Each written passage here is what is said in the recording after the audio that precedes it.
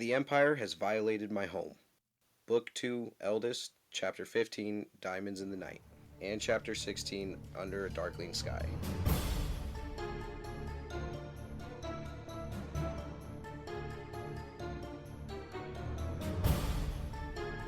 Welcome to Aragon and Back Again, a podcast where we explore Christopher Paolini's inheritance cycle chapter by chapter. I'm Lucy Hart. And I'm Darien Smart. And we have a special guest with us today. We're joined by our second guest. Woo! Today we are joined by Diego from Tears of Fire podcast. Yes. Diego, say hello. Hi everybody, I'm Diego. I'm so excited to be here. I'm starting my own little journey on The Last Dragon Chronicles. I'm on the second book as we're going through that. It's very similar to this, but I'm just excited to be here to talk about the second big fantasy series that I read through in my younger years in Aragon. And I actually am super excited to do this section because reading through, I connected with Roran way more.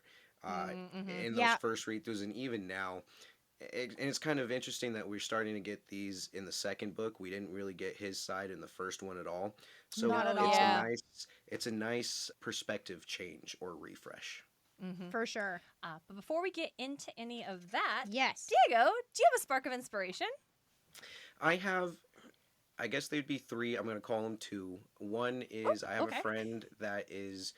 she's starting her own journey. She's starting to do streaming on video games that she likes. She likes the very horror cool. games Good and for stuff. her. Yeah, she was my first guest on my podcast, Kaylee. She's under Kale is Blue, and she's awesome. She did the same thing that I did. She couldn't find a niche that she wanted for the content that she liked to consume, and she just figured, why not be that person and start doing that as Yeah, well. for sure. So that's a really big one. I believe in supporting your friends and the people and their projects around you. So that's awesome. I got her camera, and then we're gonna get it and all set up today. She's coming back from a trip, so it'll be like a nice little homecoming present. Fun. Yay. Yeah, and then after that, it's really you guys. I know we were talking Aw. about it a little bit beforehand, but the fact that you guys are willing to just accept newbies with open arms and be willing to share this experience with people, it's really awesome. I believe that if you want to do something, you just got to do it. You'll grow on the job. You'll get better as you go. For sure. Yeah. And you're gonna have a million excuses to not do something. And the only reason that I'm doing this is because I listen to the way that you guys interact, and I really love the way that you guys can deep dive Aw, and thank you. look into these books. So you guys were a big inspiration on starting my journey as well. Aw, thank you. Yeah, that's very kind. Yeah, well, I like in terms of like, having open arms. A rising tide lifts all ships. Yeah. And so I don't believe in gatekeeping, and I don't Yeah. believe in making people jump through a bunch of hoops to be part of a community. If someone has the passion and is like putting in the time to do it, then it's like, yeah, everyone should be welcome in a space. Yep. So, Luce, do you have a spark of I inspiration? do. I was actually thinking about it, and I think that I might actually have said it before, maybe a little bit. So I think for this one I'm going to do storms. Storms are my inspiration. Lucy does love storms. I really like storms. We just had a storm a couple of days ago, and that was pretty cool. It wasn't anything like super big or anything, but did hear thunder, did see a lot of rain. And then I think that kind of goes hand in hand with chapter 16 with the description of the storm, and I'm like, I love that so much, and like that's the kind of stuff that I want to write. I want to write these big sweeping storms with these like beautiful glimpses in between the dark clouds versus the sun coming through, and I just love that so much. So I got very excited. I'm like, gotta write a storm scene or something. So very excited about that. That's super good. Darien, do you have a spark of inspiration? I do. Mine's one that I actually, hey, y'all remember when that episode was late a while ago? Oh, no. And I think I was like, sorry about that. Darren got super into listening to a new podcast. And I like went on a trip and like was on a flight for 3 hours and so very easily could have been editing on that flight. And instead I was just sitting there with my earbuds in, just listening to this. It's an actual play D&D podcast. Ooh. Just completely. And it occurred to me later that I must have looked insane to the people next to me because I got big curly hair, so you can't see my earbuds when they're in. And I was just sitting there staring at nothing, just looked like I was was raw dogging a 4-hour flight, just not reading a book, not really scrolling on my phone because I'm in the sky and there's no Wi-Fi, just... But they don't know. Out. Yeah. They don't know I'm listening to this epic war fight. They don't know I'm listening to characters having to make gut-wrenching decisions as they question their entire, like, worldview and beliefs. Anyway, it's called Worlds Beyond Number. Yep. I gotta do that one. Yep, Dylan, our good friend Dylan Hunter has been on us for ages. Yeah. Be like, and listen, Dylan's always right. Dylan's not wrong about good podcasts. But it's an actual play D&D podcast. Their current campaign is called the Witch, the Wizard, and the Wild One, and it is like it's by Brennan Lee Mulligan of Dimension 20 fame, as well as Erica Ishii, Abria Iyengar, and Lou Wilson are all of the players. And it's if you've encountered Brennan Lee Mulligan as a DM, my gosh, you know. But it's incredible. The world is sweeping, the way these characters are developing, the challenge they have to face, the approach to like imperialism bad, not just for the usual, it's bad for the environment. It's like really diving into like coming up against fascist regimes and your own identity, and just I cried, gang. It's great. Also, like, I know you play D&D, like, it's just the listening to these characters, the players interact with their characters, and also Brennan as a DM. I'm like, ooh, I kind of want to DM again. Yeah. Because one thing he does that I think is super great. So spark of inspiration for this is like when a character rolls for perception. Yeah. Or investigation, like it's sometimes the way that role isn't necessarily if the character themselves like saw what was there, but sometimes it feels like he's deciding whether anything is even there at all to find. Yeah. And I think that feels really good. Yeah. Rather than it's just like, oh, the role said you were bad at looking. Maybe the role said there was nothing there at all, but maybe you were wrong. And just being able to consistently do that rather than make it obvious that you just missed. Like, I highly recommend it. It's really great. Deeply compelling, and also just the sound or the entire it's designed and scored entirely. Like the soundscape from it is incredible. Like Taylor Moore is the person that does the design and sound, and they have full themes for characters. And sometimes episodes come out a little late because that takes a lot of time, but it's so worth it. But Worlds Beyond Number. Can't recommend it enough. They're like wrapping up this campaign, and I'm like, how can we be done in 3 episodes? What? So that's my spark of inspiration. Just makes me want to play a really good D&D game. Yep. Do you guys mind if I cut in here for a second? Please. Oh, please. Yeah. So I would say I was gatekeeping myself from D&D for a long time. Because I was just that meathead jock guy in high school. You know, I'm just not cool enough. It's just for little nerds. And my friends now are what you would consider the nerds, right? And so we finally sat down, and I only watched the first one. It took me a while to agree to get into there. But what I've learned and what I've taken away from D&D is it's one of the only ways that you can get a genuine story without it being influenced by anything. You can set up a story to have the same beats, like if you want to run a campaign that's like Star Wars or that's like blah blah blah, but you're not going to get the same exact events because people are different. They make different decisions with their characters. Yes. Yeah. So if you're looking for a spark of inspiration, try out D&D. I think you guys will. Oh, for sure. If you are listening to this show, you'll like D&D. Yeah. And here's another thing about tabletop games. If you roll up and you're like, I don't really want to like D&D, if like the rules or that kind of mechanic doesn't speak to you, try Monster of the Week. Try Blazes in the Dark. Like there were try Kids many. on Bikes. Yeah. Try Girl by Moonlight. There are so many tabletop games that introduce this collaborative storytelling element. For sure. That I think is really good. Yep. So. Yeah. I also think like that was one of the reasons why I started writing my book was because of the podcast The Adventure Zone. Hey! And I was like, oh, I like this because I always stressed about like I like having my books in like the D&D setting, like that kind of era, but I'm struggled with like how they talk, and I'm like, wait, I could just have them talk like normal people and that's still like cool. All right, I'm just gonna do that then. And then so I'm like, I don't have to worry about like old. Yeah, the world any, is like this, but it's not yeah, old timey. Yes, exactly. It so can be playful in yes, our world. so that's Yeah. where I got my geode from. So All right, well, shall we begin? yes. I'm ready. Hey, Diego, what? You want to give us a real quick 60-second synopsis on Diamonds in the Night? Yeah, so Diamonds in the Night, this is right after the big battle, the first time that the Razak had come through and destroyed.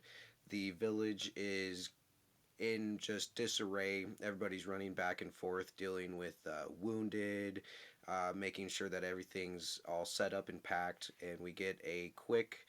Well, I wouldn't say it's quick, but we get an interaction with Roran and a couple of the villagers. They go into a hut and they're having a conversation on what the next step is, on if they should give Roran up or not. And they come to the decision that they're not going to, but they do give Roran uh, the responsibility of protecting the village. They say, you know, this is Yep. pretty much your doing, bud, so you got to make up for it, and this is now your role. And then the rest of the chapter, Roran's just running around, setting up defenses. He puts, for some reason, when I was reading it, I kept saying Bridget, but when I'm looking at the name, is it Brigit? How would you say that? No, it's Burgett actually. Burgett. How the Burgett. how the Listen, audiobook pronounces it yeah, as Burgett. Paolini really likes putting consonants in the wrong spot, Yeah. which Yeah, just throws me for a loop all the time. It was definitely an interesting read, especially from the series that I'm reading, where everybody has very easy names. David, Lucy, Henry, David. Yeah. Yeah. It was a little refreshing, but so they're going back and forth. But he talks to this one woman. What do you say it was, Lucy Burgett? Burgett. Burgett, and he puts her in charge. But she does bring up, and this is spoiler free, so very nonchalantly, she tells Roran that it's his fault and that she'll follow him because she agrees that the place needs to be protected, but to always keep that in mind that this is basically on his shoulders. And so they are putting everything together. They dig a big trench around the village, put up on one side a wall of a bunch of trees that Roran had told all the villagers to gather up and go do some work. And then towards the end, it's just constant go, go, go, work, work, work. Roran goes in, helps the kids, sharpens spears as well, gives some of the mothers that were watching him a break, which is really good. I can tell, you can feel that Roran is wanting to make up for what he's done, and that he just feels extremely guilty. So it's no break. If these people can't stop working, I can't stop working, which I really relate to. I completely understand that. And then we get so it does, at the end of this chapter, Roran is laying down after taking charge, or not taking charge. He tells the guys who are watching, hey, wake me up when you guys are tired, I'll take it. And he gets woken up by Katrina. They have a conversation. Katrina's telling him that she missed him. He's pretty upset, and he's in his own feelings. And I have here... Yes, spot on. Yep. I have right here, he's emotionally drunk and proposes to Katrina. So just high off of the emotions of everything that's going on. I like that. Emotionally drunk is a very she's good in the same state. She's descriptor. been going through it too, but she does say yeah. So yeah.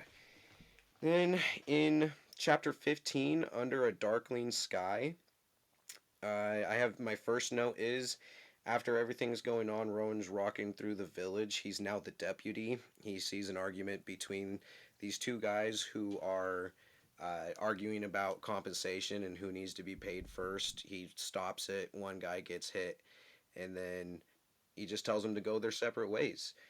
Rowan convinces them to let bygones be bygones and will let the village sort it out later. And at this point, we get another attack. The Razak have come by, but I guess no, here, let's back up on that. Roran is watching, and he sees one of the soldiers come up as a scout. He runs away, and it gives him time to prepare a little bit, and we get the Razak coming on the other side of the wall. They hear a big explosion, and they're running over to there. It's Roran and Sloan.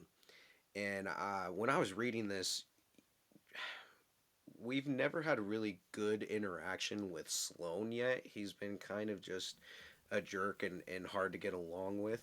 But Yeah. this was the one chapter that you could I could look at Sloan and say, you know what, I'm glad you're on my side. They get a huge Mhm. description on how he's fighting very well, and I put notations here. They're talking about his weapons of choice, that the armor was going around giving out shields and spears, but Sloan did have a shield, but he also just had all of his knives around his belt. Yeah, he's the butcher. He's Of the course, he's got butcher. all of his knives. And Yeah, I love that. So good.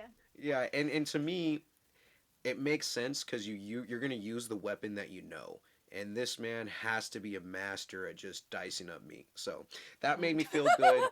It was a little Yep. violent. There were times where, like he just said, that he stabbed him through the freaking eye with the blade, Yeah. and Mhm. Roran's sitting there, and he thinks about every time he's killing these guys, and that's actually a notation that I have here too. That Roran has very strong feelings about killing these five guys right Yeah. now, and just knowing where the story goes and where Roran goes, I want to know where these feelings go. Yeah. Mhm. Mhm. They are able to hold them off miraculously again. The Razak do swear to them that they're all going to die for this rebellion, but they end up leaving, and I do the one of the other notes that I have here is that Roran has Spider-Man level reflexes.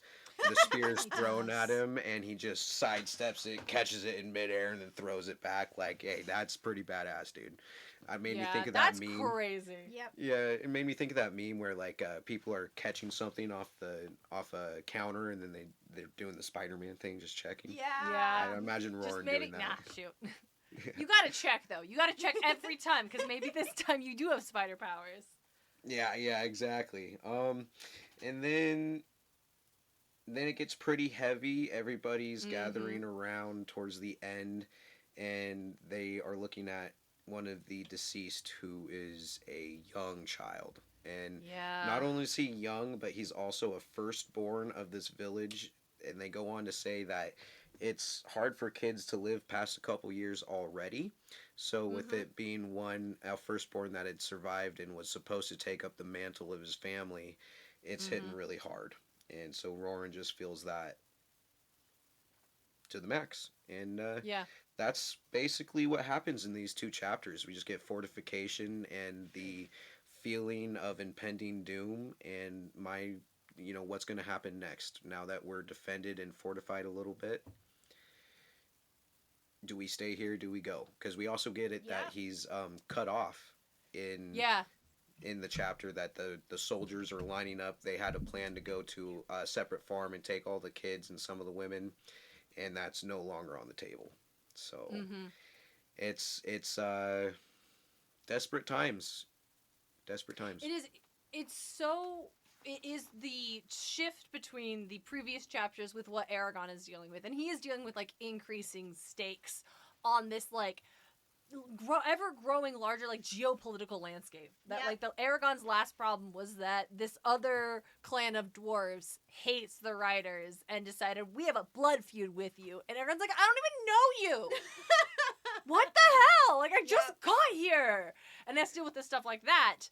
And because that's what he is a symbol, he is a rider, he is going to be, his very presence is going to impact things just because of who he is. Whereas we flip over to what Roran has to deal with, and it is incredibly intimate and it is incredibly personal. Yep. Because everything that is happening in Carvahall is because of Roran, but that's not fair because it's actually because of Aragon, but that's not fair. It's just because he's now this massive symbol that he didn't ask to become. And Roran just and it, I find it so fascinating where I like that the villagers are like acknowledging that like yeah what happened is because of Roran, but it's because we chose to protect Roran and not like turn him over. They could have and they didn't. Yep. But I think specifically the conversation he has with Bridget, where he goes to her and is like, hey, I can't handle this all by myself. He asks her to dig the trenches, like, can you rally them? And she's like, why ask me? Because, like me, you hate the Razak, and I know you will do everything possible to stop them. Very well, as you wish, but I will never forget Roran and Gara's son. That was you and your family who brought about my husband's doom. And, like, that's fair.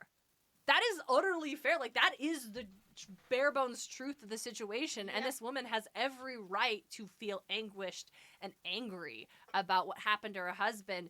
But I like that she, as a character, is not making the situation harder because of her pain. Is not like dismissing Roran or being like, because you asked me, I won't do it. Like, she does see the bigger picture, but she is still allowed to carry her pain. And I deeply appreciate that. Yeah, because it's so many times in, like, oh, sorry, you can go ahead. Oh, no, I was just going to say, it's interesting that you're talking about the last chapters with what Aragon's dealing with, because even though there is a blood feud, kind of announced, I think that Brigit has more of a reason to declare one, and yet she doesn't.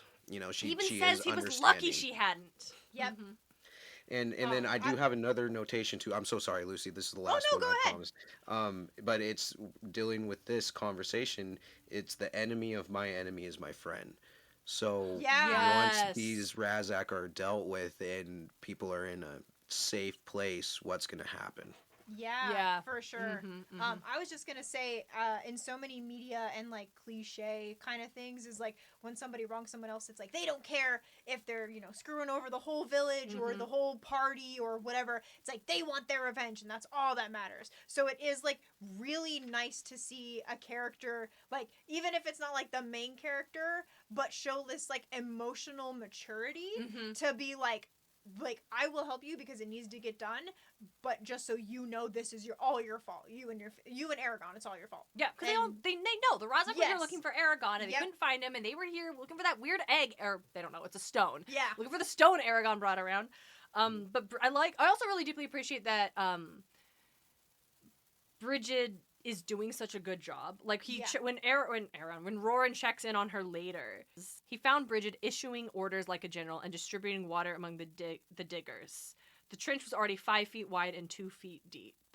And she's like, listen, I know what I'm about here. Because they all live in this small community, and like her husband, they ran the bar. Yep. But that's still heavy labor in this really small community where you have to like do things and work with your hands and be practical. And so while this is like sometimes we fall into, it's not necessarily that. I think we don't have a lot of women characters through the course of the book. Well, we do. Yeah. I guess so far we've only met a couple, but the ones we've met have been so distinct from each other. Like when we met Katrina, and then I think the next major character we met Arya, but we didn't know her yet. Yeah. It was Naswada, who was our next big one.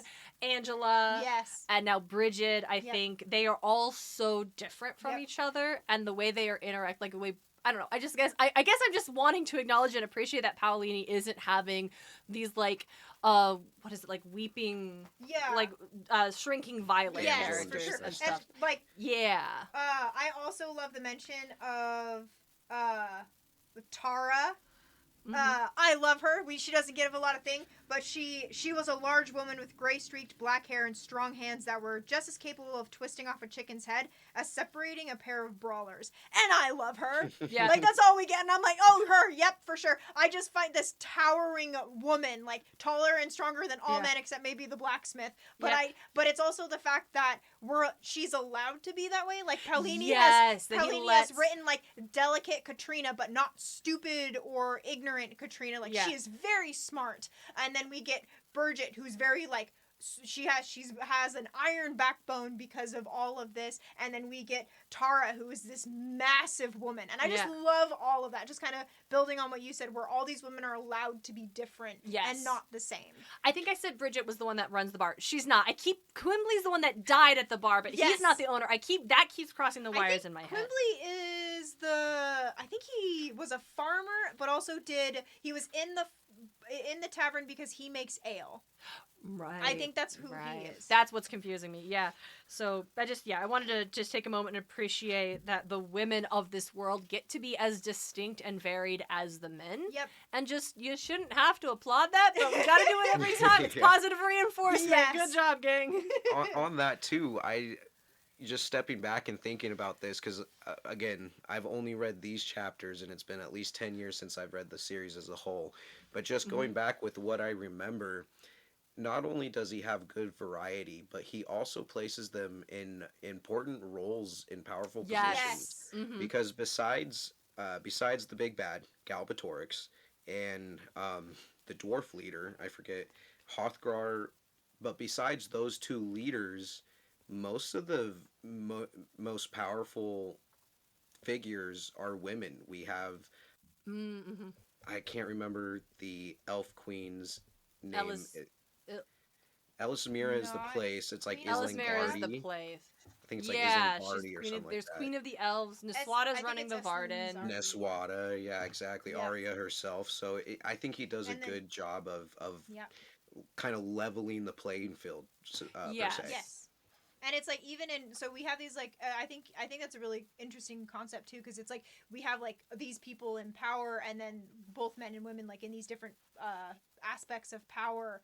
And I think they even mentioned King of Serta. Mm. So there's like a King of Serta, there's Galbatorix, like what kind, and then all the women, like you said. But then we have in Carvahall, the men and women are together. There's not like one person in charge of everything. They always Yeah. talk about having like a council. Will be like because if there's a one part where there's that argument that takes place. Yeah, I think and that's they have to in mediate chapter it. 16. Yeah, Yeah. and Roran steps in and what does he say? Yeah, so he separates the argument between Albright and Ridley and says, "No more. We have other enemies. An assembly can be called, and arbitrators will decide whether compensation is due to either Albright or Thane. But until then, we can't fight ourselves." And so it's you get kind of like I don't think we've ever had like that insight with Carvahall before, Uh-huh. where it's like there's not a mayor or like anybody. Yeah, no it's one like seems to be in charge. one of the and even it says like the beginning of the Diamonds in the Night. They say that the eldest. Let me see. Hold on. I go after they had foiled the Razak's counterattack. The prominent members of Carvahall had sequestered themselves in an attempt to decide what action the village should take. So it's like even then, it's just the prominent people, the smith, the tavern keeper, like all the Yeah. people who have the most influence get together, and I really like that. Yeah. And it's both men and women. Yeah. Well, on that note, the brawl that Roran has to break Ooh, up, yes. he does, like, it's these men and they're arguing about which direction to go. It's pretty, honestly, pretty petty. Yeah. But when, it's like Albrecht, it's the blacksmith's son, right? It's Horse son and another dude. Yep. And when they splits up the fight, or when this one dude, Thane, he roared and struck Albrecht on the cheek with his fist. Albrecht laughed. "Your arm is as weak as a woman's." So while we're praising Paolini for like having the wherewithal to have women in positions and make those characters very diverse, it does still demonstrate the world has gendered expectations. Yeah. Right? The fact that, oh, your arm is as weak as a woman's is an insult and is considered a vile insult that now there needs to be arbitration later. Like Yeah. defending this man's art. Like there is still inherent bias and sexism that's part of the world, as we've seen when Aragon is surprised that Angela's gonna fight, or not Angela, that Arya is gonna fight, and things like that. And that and that is not necessarily a flaw in this world. I think it's an intentional, because again, with the fact that Paolini has been so intentional about the various women characters have, and they are fully fleshed out, and they do have different positions, and they do hold like different roles in the narrative. I think this one is not an subconscious bias, but probably an intentional reflection of the way this world does inherently function. Like, there's probably a reason that this is still an insult. It's still a human world in this medieval fantasy setting. Yeah, it's not something like Paolini feels, but it's something these characters feel. Yes, and I think that is that's really important. a neat way to see that there is a distinction there. Like, not, and we talk about, like, I think a couple episodes ago we talked about how everything a writer is going to put in is going to be interpreted by the readers in some way, shape, or form. And a reader could definitely read that line and think, wow, Paolini hates women and thinks they're weak. But I think that seeing the bigger picture of the overall creation, like, that's where you find pieces. And I think that's where, like, judgment calls can be made on the messaging of a narrative. Yeah. Yeah. I do think that this might have been just a quick lapse on Paulini's side, because he did just earlier was writing about the one woman that was pretty strong. Looks like she could Tara. Yeah, his right, head off. Tara and Bridget. Pop off a head, and Um, then it's like you.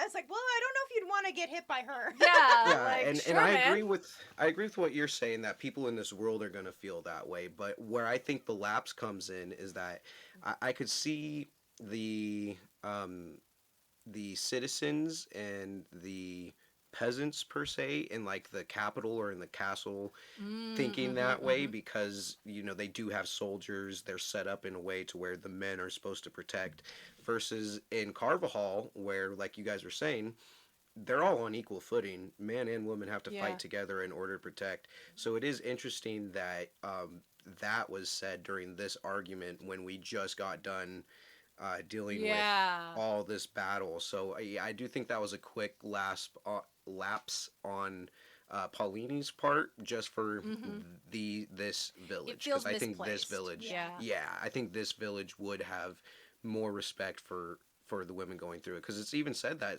half the women want to stay and help. They don't want to go Yeah. to the farm. So Yeah. yeah, I think it was just a quick lasp on the men are protectors. You know.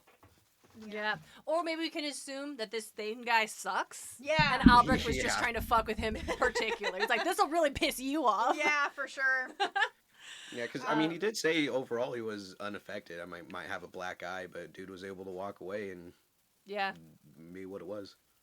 Also, don't pick on the blacksmith's son. Don't what are you doing? What are you doing? Yeah, This is yeah. it's well they're I arguing think about the sons are described as being as big as their father. So, like, Yeah. why would you fuck with them? Yeah. When we dig into like what this argument is about, it's Which is a big because thing. it is a big thing. So Albrecht was scouting because they're planning on sending like the children and some of the women out to this neighboring village, right, and get them out and get them to safety. And they realize that a bunch of soldiers have like posted up in the area, and they are able to see all the way like through the valley. Or like, listen, one or two of us might be able to creep through, but there's no way we can get all of these kids to Kali, is where they're gonna Yeah. send them. And then that's just like Roran's like, oh no, like every plan they have is going south. Like they Yep. can't. And so the argument was about like finding another route through and disagreeing. And I think it also is like it does feel like I said, it's such a petty thing for them to argue about. Like this Yeah. is not a good thing to fight about. But I think it's also just meant to communicate that there's like a boiling point. Like this Yes. we're in a crucible. The pressure is building on these people. This is not a natural thing for them to have to deal with. And so we're starting to see like this can't last forever. Not just because they probably can't hold out against the soldiers for very long, but like maybe they can. They have all of their supplies and the soldiers don't. Like yeah. maybe they could outlast the soldiers, but people and the tensions, like this is not sustainable and they have to figure out a solution and get out. Yeah. Tempers and patience are fraying Yeah. for sure. I was gonna say, I'm sure they could hold out for a little bit because they do have Mhm. some livestock, but even then, there comes a point where you might make it a couple of months before your food supply starts running out, and then what's Yeah. going to happen after that? So, yeah, there was a mention that the weather had made it to where Roran felt better because all the soldiers had their equipment out in it and they weren't being yeah. protected, so like maybe their stuff was getting rusted and weak. But, I still wouldn't feel comfortable with my chances if I was in a little village versus the Empire. So it's tough because you want to. Nobody's offering a better solution. At this point, everybody just wants to hunker down and stay in the village still. But yeah, it's such a Mhm. small. It's such a small space that no Yeah. matter what kind of fortifications you make, you're going to be overran by just the sheer number that Galbatorix Yeah. Oh, has for at sure. his side. Because, yep, and I think that's going back with what Darien said too. Was like I think they could hold off on these soldiers in Yes, particular, yeah. but they do mention. I think they mention it in the Diamonds in the Night where they talk about they'll be like overrun by a sea of red tunics, and I Yeah. think that also plays on blood too, because all of their blood will be spent. Because Oh, if yeah. once the Empire shows up, they are all dead, like full force. They are all dead. Yeah, it's crazy. Swinging back a little bit though, because we missed in the last chapter. This is largely what's going on, but the big thing I really want to talk about. Oh my gosh, Roran proposes to Katrina. Yes. Wow. Yeah. Felt very emotionally drunk, like after Yes. these big, huge moments of him trying to absorb and deal with the Yes. fact that he's killed these men. They're no longer alive. Their family aren't going to see him. He's talking about how he saw these people's eyes as he was killing them Yep. and whatnot. And he's just so taken aback that he decides to propose. So I feel like it Mhm. might have not been the best timing, but Yeah. I understand that you Really have to good do eye. it before things go south. So props to you, dude. Yeah, and I think it's also like Roran fully and truly grappling with mortality. Yes, That absolutely. if he killed these 5 men, someone could kill him tomorrow. Yep. And if Yeah. that happens, does he want to leave this world having never been engaged to Katrina? Does he want to leave Katrina with her having any doubt in her mind that he truly loves her? Yep. Like, and that's kind of what it is. And it does, like, circle back to, like, hey, we need to, like, supposed to get permission from your father. Like, this is not the right way to do Yeah. things. But as mentioned before, like, this situation they're in is not natural. This is No. not the normal state of being. And so having to deal with that. Also, just in that same sequence, what you said, like, he's drunk on emotion. I think that's a perfect way to describe it because Yes. he is, Roran just has a full cry breakdown, which, Breakdown. like, good, you needed to let this Yes. out. He cries. He doesn't just cry about, like, what he's been through. He cries for Garo and Aragon and Par and Quimbley and the other dead himself. He wept for the fate of Carvahall. He sobbed until his emotions ebbed and left him dry and hollow as a barley husk. Oh my I god! felt that. I felt I that. felt Yeah, I was Oh, gonna that say, I don't deep know how many cry. people have Yeah. had those just nights of deep drinking with your buddies, but the next morning you feel pretty close to the same, just drained and Yeah. dead and ugh. Mhm. Yep. So that's kind of Um, why I drew that comparison of it being drunk, because Yep. you're swirling, you don't know, and it's that the only thing you can focus on is right there. Yep. Mhm. And what I like is like you get hints of it because like in the moment, what I really liked is like in the moment when he is killing these men or defending himself, Mhm. you don't get this deep description of it. No, You get it in yeah. the aftermath. You get it in I almost said Aragon. Roran is here and he's like wondering he has to go meet with all the elders and high point people in the village and like work with them, and then they give him a task and he's like, okay, gonna focus on this, like making the defenses good, and he starts he goes so hard in that, and he allows himself, like, his thoughts go back to it, but I think like he doesn't allow himself to really feel Process. yes, because he's burying himself in this work, and so the only time that he allows himself this moment is with Katrina, and what I Yes. absolutely love is that she lets him. Of course.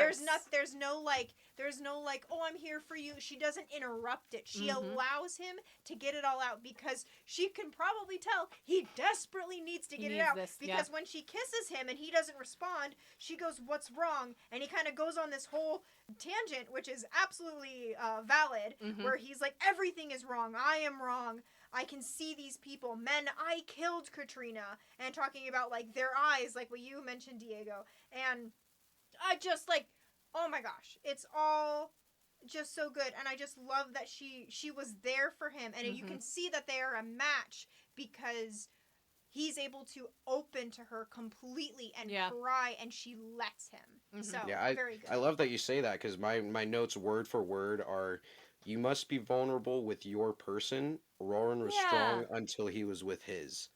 And Yep. so Yeah. yeah, that is perfect. Like, you can keep it all inside until you have, it doesn't matter, even if it's your best friend that you can sit there and talk to, you got to let it out at Absolutely. some point, and then it Gotta just let it all out, Gotta let it yeah. out. loads. Yep. Yeah. Yep. And then I think with going with you, I think he does have this whole mortality. I think waving on him, like, since he first probably let his hammer swing. Mhm. But I think it's like once he's able to get all of that left, he gets out all of his sorrow, probably hatred, anger, all of that out. And I like to think like what was left in him was love. Yeah. And that compelled him to be like, I'm gonna do this now. Mhm. And I also get a little giddy when they mention the chapter's name in the way that it did. So it was, she's crying like diamonds in the night. I'm like, oh, look, there it is, and they said it. Poetry. In but this then- section, I also liked how she didn't answer right away. She didn't say yes, Yes. right Yes. away. Mhm. It took her a second to think about it, because you guys mentioned that there's a sort of dowry to be had. Nobody Yeah. made any offers, nobody got any permission, and Katrina Yeah. knows that too, but she still takes a second and then agrees. It wasn't just an Yeah. Yeah. instant yes. Yeah, they talked about it earlier in the book where he's like, and she's like, why don't you just propose to me? He's like, well, if I don't have your father's permission, I can't give you anything, and this will be like pariahs in the town. I don't want that. And so she thinks like, you know, what it would, if it would be wrong, what did she say? It was wrong for him to ask or for her to accept without Sloane's permission. And that is like the acknowledgement of like the cultural norms that they're up against. But again, this is not a normal situation. Yep.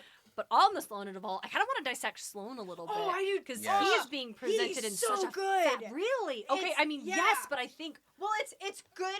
Though I'm not saying like what he's doing is good. I think the way he is being described is really good. Visceral. Yes, Yeah. because I think like we mentioned we touch on it in the chapter 16.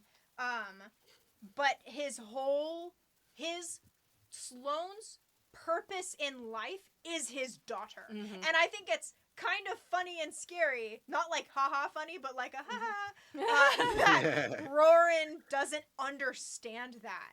He doesn't fully comprehend. Like, I'm like, dude, Sloan will kill you. Yeah. Like, he will straight up end you.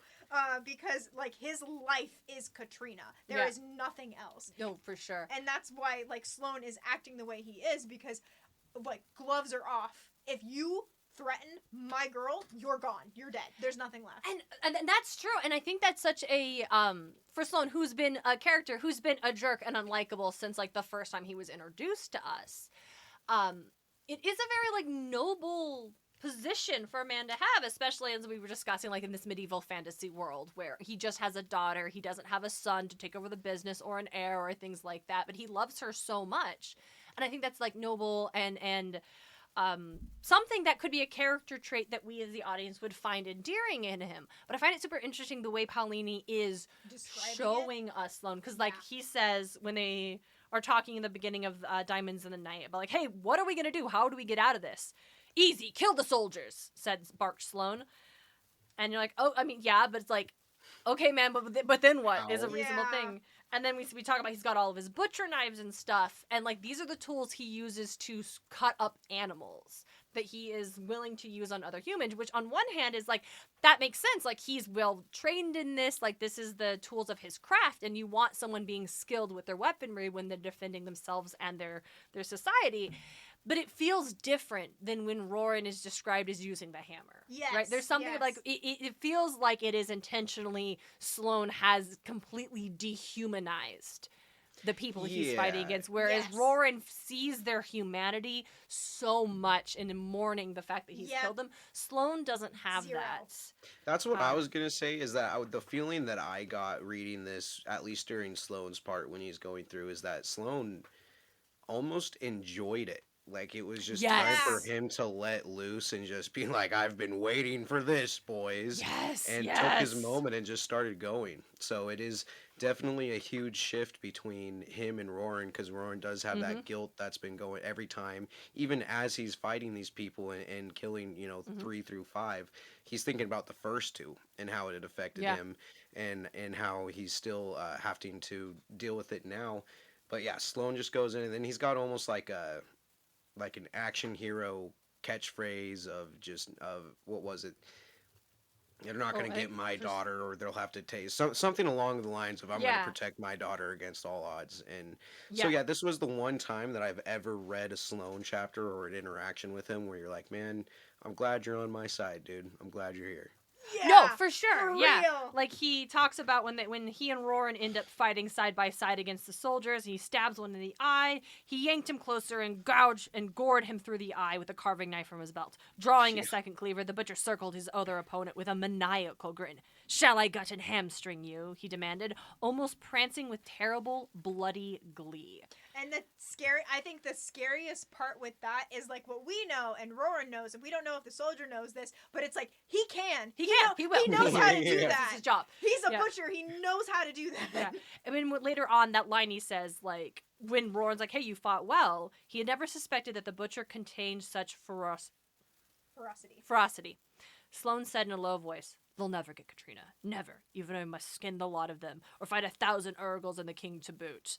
And again, that, like, oh, he wants to protect his daughter. He'll tear down the sky, and the Empire will drown in its own blood before she suffers so much of a scratch. It's like, that is noble, but the description of, I'll skin the lot of them, I'll gut and hamstring you, And I think when you and when he says maniacal glee, and when you compare that to when the villagers attacked the soldiers a few chapters ago, and there was that old man who was just having the time of his life. Yeah. Even Horst later on being like, man, that was the best brawl I've had in years. Yeah. Like, other characters have been permitted to have a little bit of like enjoyment in levity, yeah, like jovialness in the fact that they are having to engage in this. And like with the old man, it's depicted as comical, and with Horst it's kind of depicted as humanizing and being like, sometimes people are the people. But with Horst it feels monstrous. Sloan. With Sloan it feels monstrous. I mean, he's even described when they first go into this battle, Rowan and Sloan. It starts Sloan with saying Sloan howled like an enraged beast, and it's like, he's kind of stepped out of humanity here, to attack these people. And I think we're supposed to see that as red flags. Yes. As in this chapter, Roran has already done something that is worthy of Sloane's ire. That is technically wrong in the eyes of their cultural norms. Yeah. And we have to like bear in mind Sloane's reason for behaving like this is these desire to protect Katrina from anything. And is that going to include Roran? Yep. Yeah. This makes me think too. I don't know if Paolini was thinking about this while he was writing these battle scenes or anything, but when soldiers come home from war and they've seen a lot of combat and have a lot of PTSD, I have a cousin who he's a lot older than me. I want to say, what is it when it's not your aunt's kid, it's like your great, whatever, he's like second a generation cousin. of yeah. So he's quite a bit older, and he did quite a few tours in Iraq and Afghanistan during that time, and there's not much that he talks about, but the one thing that he talked about, when you're going through all that kind of stuff and it's heavy and you have all that adrenaline pumping, sometimes once you get out, or even during, when you know you're going to live, you get almost a euphoric feeling that these people are just so hyped up on their own levels, trying to keep them alive, that they do have that almost grinning, laughing, maniacal, evil look, but they're just simply surviving. So again, I don't know if that was something that Paolini knew about and was writing right there, but I felt that in Sloane's part when he was going through it, just that survival, straight glee of it. Yeah, no, that makes sense. And then we close out with the tragedy of they knew someone had gotten hit when the initial spear flew into town, and we find out it's a child. A 10-year-old. 10-year-old. Yikes. His parents sat in the mud beside him, their faces bleak as stone. And that line you talked about earlier about how, like, kids don't often survive past 5 or 6. So to have your first child die at 10 when in this society the assumption is, okay, they're safe now. It's so sad. Also, fun, not so fun, reminder that, hey, the reason we have the stats of people didn't live as long in the past, that didn't mean humans weren't capable of it. Plato lived a long time. It's because kids died young. Vaccinate your children. Yeah. No kidding. Damn. Sorry. One reminder, I've had vaccinate all of my your vaccines, kids. so it's like, Good. you're fine. You're going to be okay. You're going to be fine. Gosh, but and then it's just Roran having the weight of the entire village on him. We're just thinking, he even says, like, it was enough to crush you. Katrina, the children, they all have to be protected. But where? Because they don't have where. Like, we don't know. We leave Roran in what feels so hopeless and so bleak. Like, Aragon was at least able to leave. Yes. He gets his quest. He's going on, and Roran's just... It's going back and forth between these POVs. I think when I was a kid, I was less interested in Roran's because I was like, yeah, whatever, dragons. I want to go back to dragons and magic. Like, I don't care what's going on here. And as an adult, I'm so invested. I'm so invested in this so real, so human strife that Roran is up against. And not to say that Aragon isn't dealing with those kind of things, and we're going to get that later, for sure. But, like, right now, I'm so invested in what's happening to Carvahall. Yep. I want to bring up something along that line too. I don't remember exactly how many years are between Roran and Aragon. I think it was only 1 or 2, right? 3, I think. 3. I think Roran is like 3-ish years older. I think he's like 18, 19. Yeah. Okay. So Aragon just turned 16. yeah, so I was gonna. That's what I wanted to bring up. Is Aragon is younger, right? But throughout all of this, with Aragon being a writer, he has these people around him that have to be Mm-hmm. just politically right, but they're still Yeah. leaders and they're still showing him the way. But Roran is this 18, Yes. 19-year-old kid who has now been in charge of defending his village. He's younger with really no mentorship because these people are also uneducated villagers that only Yeah. know their own way of life. So to Yeah. me, I always connected with that more because Roran has to do more with less, and he's just a normal dude. He doesn't have Mhm. magic. Yeah. He doesn't have a dragon.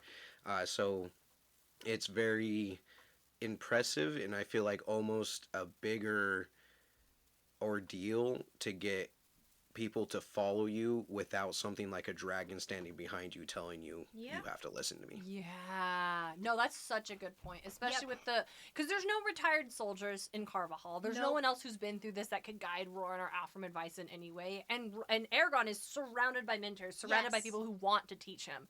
Roran has to do this on his own. I don't know. For some reason, it reminds. This is so goofy. I'm so sorry. So in the Kingdom Hearts games. I haven't played it. I've heard about it. It's fine. It's fine. This is actually a headcanon of my brother's, where he's noted that all the Keyblade wielders you will meet will fight with just like one hand on their weapon, or they'll like hold it backwards, except for Sora, Roxas, and Xion, who Roxas and Xion are just like essentially variants of Sora. Don't worry about it. It's fine. But Sora had no one to train him. He had no teachers. He had no mentors. He got the Keyblade and just had to learn on the go. Donald and Goofy don't know how to use this thing. We're all just running. But every other Keyblade wielder you meet was trained by someone else who knew what they were doing. Yeah.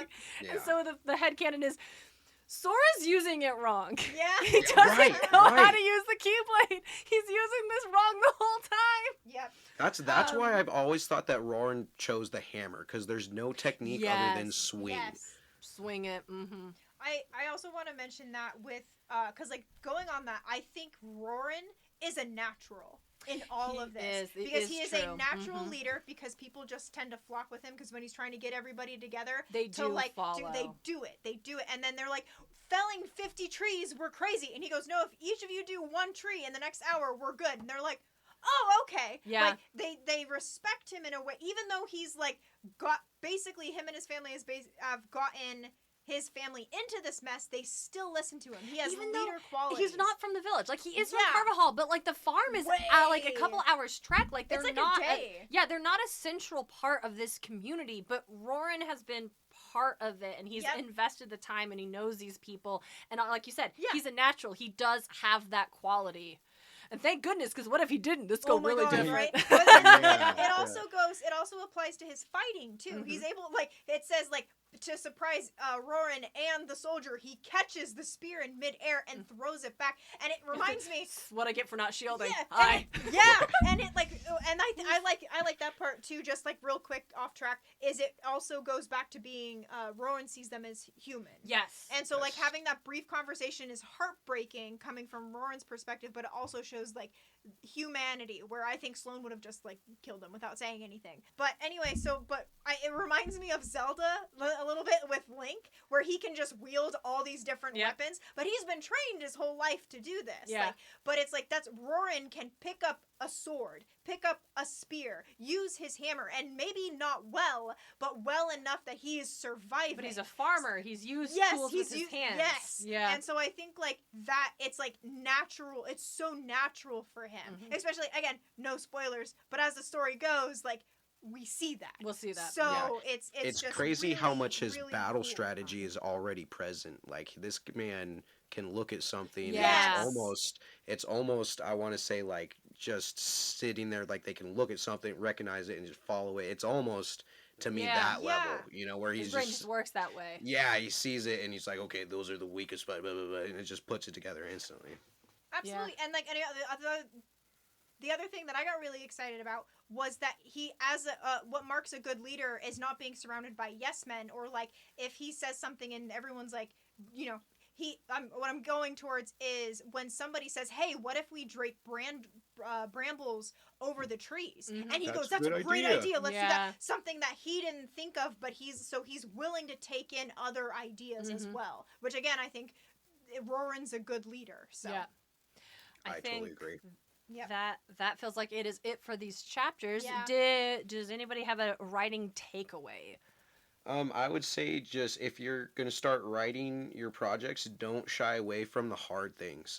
People are gonna relate to Ooh. I like those that. more. Mm-hmm. If you can somehow capture the weight of taking a life and then the contemplation afterwards really well, you're gonna get people who just I don't know would hope I would hope would think about their actions and what those might bring to others around them before doing it. If you can capture those hard points. I love that. Yeah, I Yeah, like for that too. sure. What's a good side quest? A good prompt, something.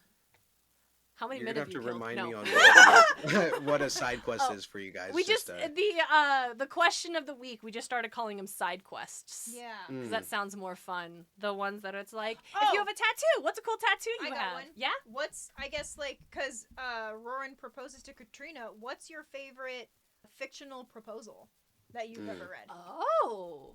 straight up, I got one that it's Princess Bride. Yes! As you wish, Yes. Farm boy, As Oh, You Wish is give a me good that one. pot. As you that's wish. so good. Oh my Yeah. gosh. Yeah. Okay, so in the Shadowhunter books, it's not like a straight proposal, but it's like these two characters. They're a Shadowhunter and a Warlock, and a long time the law was like, oh, Shadowhunters aren't allowed to marry Downworlders, which are Warlocks, vampires, things like that.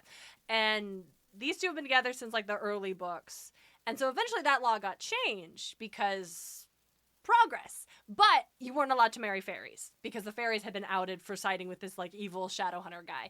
And so Magnus and Alex, these two characters who can get married, who have two kids that they're raising together. They are husbands and all, but like, The name, yeah. so basically what I really love, it's not, because I don't think we've actually seen their proposal, but they weren't going to get married until one, they could both be married in gold, which was the symbol the Shadowhunters wear when they I get like married. that. So when it would be legal and they would be recognized for everyone. And then then they refused to get married as a political statement because they're both very like high up and influential in these societies until the ban on Fae had also been removed.